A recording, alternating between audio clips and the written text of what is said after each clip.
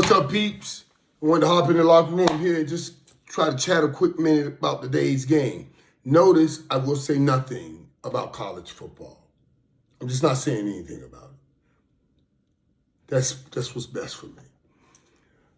I decided that I'm just going to just woo-saw what I saw. I didn't even watch any Saturday. I refused to watch college football Saturday because I was in too much pain. Because I felt I was just in too much pain. I'm just going to leave it at that. So what I did do, I tried to turn my attention and throw it into other things. Like Friday night, I really enjoyed spending some time with Justin Timberlake. It's my second time watching this man perform. And I don't go to a lot of concerts. That shit was dope. Watching this dude, it's different. You know, I don't go to a lot of concerts, and that's why I ask people when I posted about it, like, tell me who performs like this in a concert.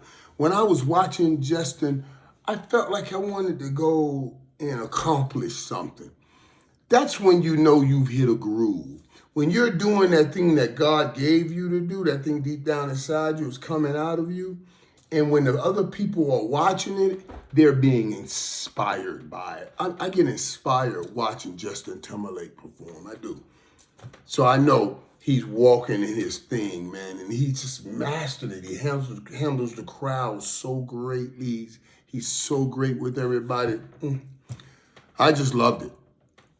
So I spent some time with him Friday after the show, went in the locker room, went in his dressing room, and kind of chatted and spent some time with him. Then Saturday, I wanted to get away, so I went to New York, see my boy Fresh West, you know, from the U, and watch the New York Knicks play. They put me up on the big screen, the Jumbotron, so, you know, because they always put anybody that shows up in New York, they put them on the Jumbotron.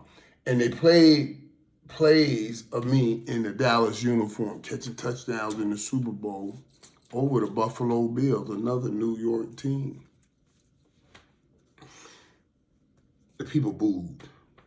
Like, why would you put that up in New York? I whooped these people ass for a lot of years.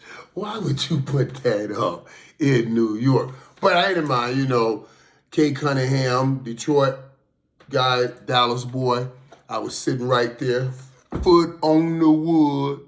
I told Fresh, that means the seat is good with my foot. My foot hit the wood, you know, Fresh West and my boy Rose.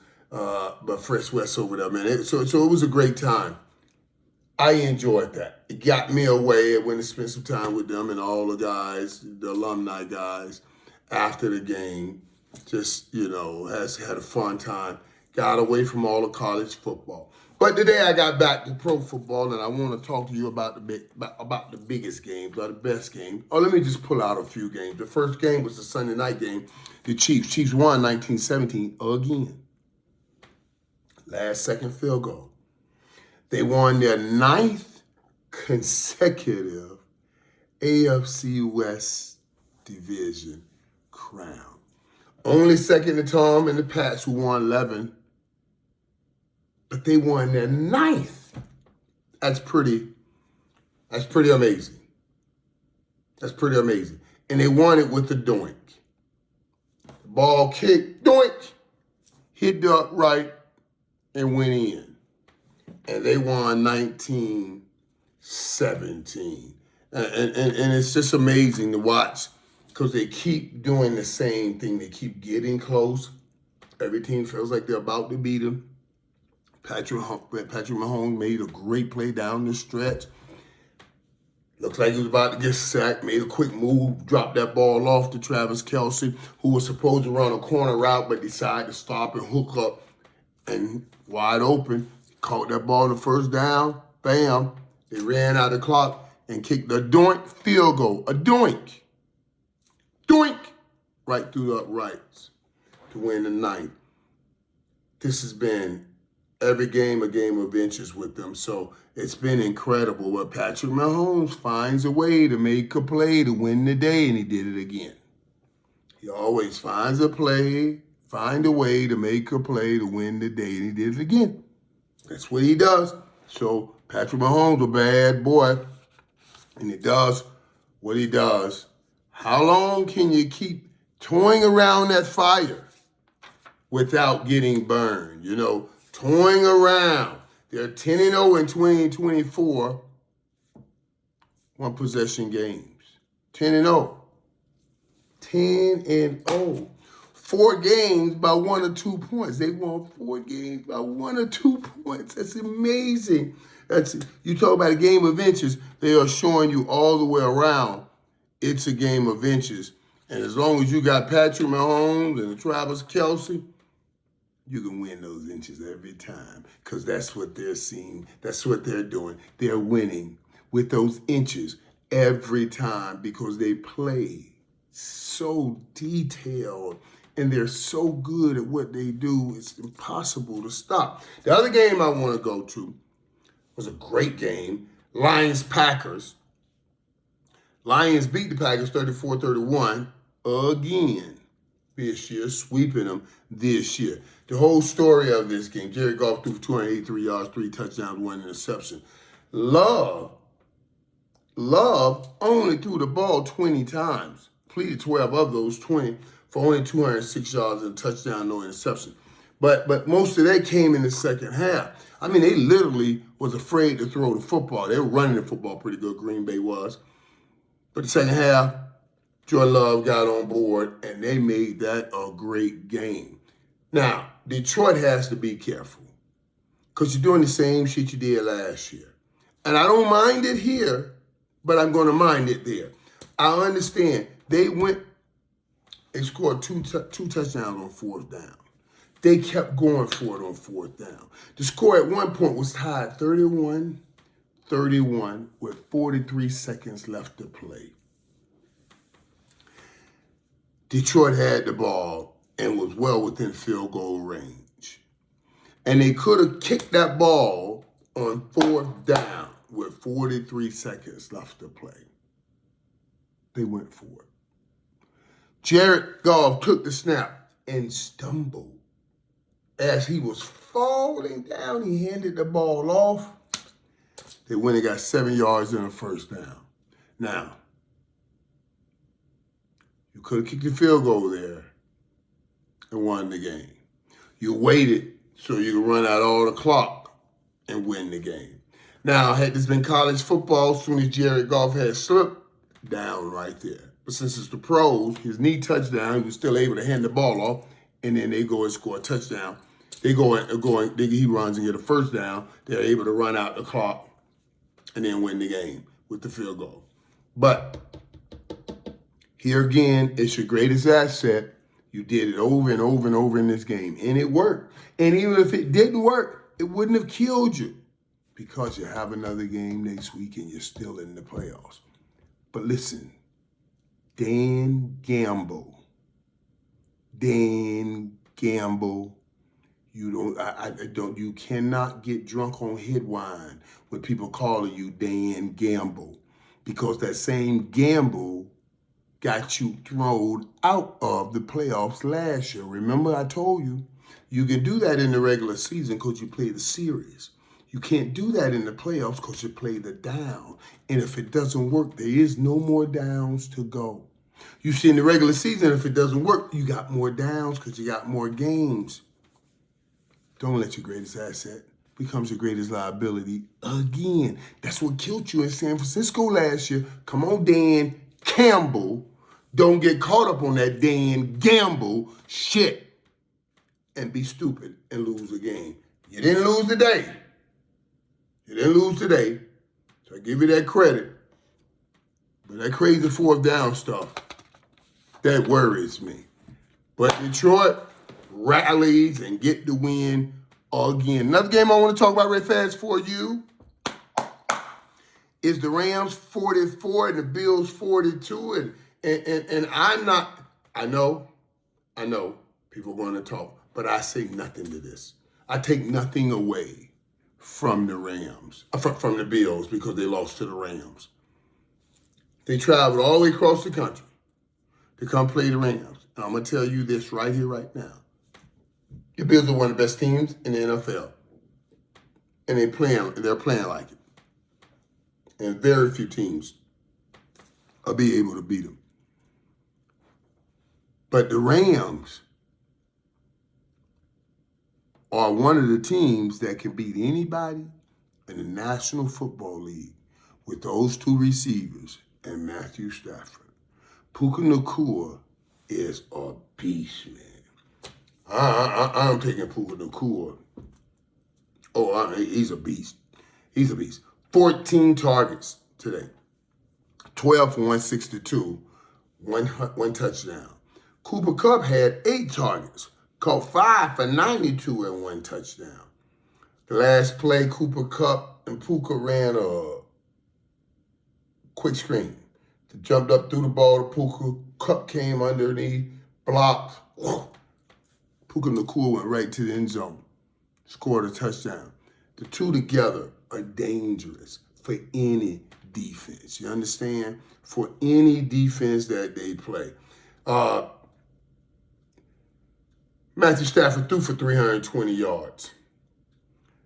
The dude, 2 touchdowns, 0 interceptions, 132 passer rating. He had a great day. Josh Allen threw for another 342 yards. The 3 touchdowns he threw, 4 ran for another touchdown. That's 6 touchdowns. He was solidifying his MVP even though he lost.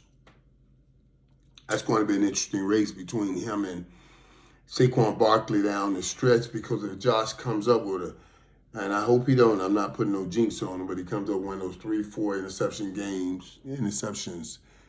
game late in the season, that could cost him. I don't think it's going to happen, but I'm not, kudos to the Rams for winning that game. I'm not taking much away from the Bills. I can't wait to see Keyshawn's big list and see where the Bills fall after that game. The next game I want to talk to you guys about is the Vikings in Atlanta. You know how I feel about Atlanta. And I'm worried that Atlanta's falling off now, losing all these games. And Kirk Cousins, even though he threw for 344 yards, he didn't throw any touchdowns. And he threw 2 interceptions. And he had already had a game where he threw 4 interceptions. So the interceptions are mounting. Coach Morris said he's not pulling him. He's not looking at Penix Jr. So I must assess it as, okay, Penix Jr. is not ready to play. They're seeing him in practice every day. This is a perfect opportunity to get him in, and they're not putting him in, so that means he's not ready to play. I have to receive and accept that on that side. On the other side, that Viking side, Sam Darnold went off. He just went on off. He just told y'all, who y'all think y'all messing with. Sam Darnold went and off on Vikings. Yes, he did. He threw for 347 yards, 347. Threw 5 TDs with 0 interception, 159 passer rating. That's a game right there, buddy. That's a game. Jordan Addison had 133 yards, while Justin Jefferson had 132. Those are number 1 receivers. Both number 1 receivers. That's going to give people fits. Having a Minnesota team with 2 number 1 receivers. People still ain't talking about them or giving them any credit. Be careful. Minnesota, I told you, is for real. And as long as they got Justin Jefferson, who I would say right now, baddest man in the world, they're going to be okay. I thought Justin Jefferson would have been in there complaining, don't you let Kirk Cousins get away. But he didn't. And they did. And they look like they're pretty happy with what they got in Sam Darnold. He got a game ball today for that win. The last game I want to talk about, and we knew we got the Cowboys and the Cincinnati Bengals coming up on Monday night, but the last game I want to talk about from Sunday is the Jets Dolphins, because I took the Dolphins to beat the Jets, and I needed the Dolphins to beat the Jets. What does this mean? Because I'm giving it to you because Aaron Rodgers had his first 300-yard game. First time in 35 games that he's had 300 yards. And they still lost 32-26. They were favored by 4. It's one of the teams that I picked to make sure to cover the spread, and I needed them to cover that spread, and they covered it with a walk-off touchdown to Jonnu Smith. Bam! Right there in the end zone. I walked off a winner, won again today. So made me feel good. Thank you, Tua, with your 331 yards, 2 TDs, and 0 interception for getting the job done for the Miami Dolphins and giving the people in Miami something to be happy about after that shit, the debacle we had suffered late in the season of the year. Also, peeps, listen, there was one thing I wanted to bring up that I must bring up. And the one game is, and I'm only going to give you this because I'm an analyst. I analyze. This Philly game, Philly and Carolina, yeah. Forget the fact that it was a close game. 22-16. Philly wins the game. Philly wins the game. Saquon Barkley breaks the single season, I think, LaShawn McCoy's record, rushing yards. But the story will be, because I've been looking at some of the interviews, and I'm telling you the story is going to be centered around. Bryce Young went 19-34, 191 yards, touchdown, and interception. That was a crucial interception right before the half because it gave the swing. Carolina was driving. They intercept the ball. They go get points, and then Philly gets the ball coming out of half, and they run the ball down the throat. Now, that's not the story. The story's on the other side. Jalen Hurts, he only throws the ball 21 times. He has 14 completions, 108 yards, 2 touchdowns. But he didn't have any interceptions. That tush push and all that stuff, they were getting them. They did it again today. A.J. Brown, though, when asked after the game, what do you think about the team? He said, we got to get some things in order. And he said primarily and mainly what? I mean, you winning games. He said, the passing game. Then some reporter went and asked, and I'm just watching the interviews. I asked Jalen Hurts about the timing and is it pretty late to be trying to get on the same page? And he said yes. And it was kind of, I don't know, funny answer. You'll see it. Judge on yourself. You see, I thought all of this was past all of them. So I don't know. It's worth watching to see what happens with this. Because now that sounds like some kind of something going on in the house. Remember 10-1 turned to 1-6 last time because something went on in the house. Just bear watching it. Something maybe going on in the house. We'll see. Philadelphia, they get another win today. I didn't even talk about the 49ers because the 49ers, even though they got a win, I don't think they'll be able to climb out of that hole even though that division start running away. But we'll talk about all those things maybe after we get talking about the Cowboys tomorrow. All right. Appreciate it.